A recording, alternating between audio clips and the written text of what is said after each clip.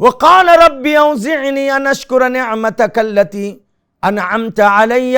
سلیمان علیہ السلام نے دعا کی میرے رب مجھے توفیق دے میں تیری نعمتوں کا شکر ادا کروں جو نعمت تو نے مجھے دیا ہے. وعلی والدی جو نعمت تو نے میرے ماں اور باپ کو دی ہے. اس کو بولتے اولاد.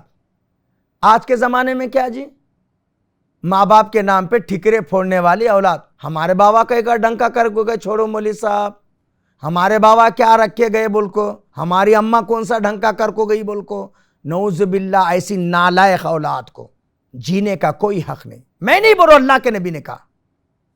اللہ کے نبی نے کہا وہ شخص ہلاک اور برباد ہو جائیں جو اپنے ماں اور باپ کو بڑھاپے میں پائے اور ان کی قدر کر کے، ان کی عزت افزائی کر کے، ان کی اطاعت اور فرما برداری کر کے اپنے آپ کو جنت کا مستحق نہ بنا لے. ایسے آدمی کو جینے کا حق نہیں. نافرمان اولاد، فرما بردار اولاد ہونی چاہیے.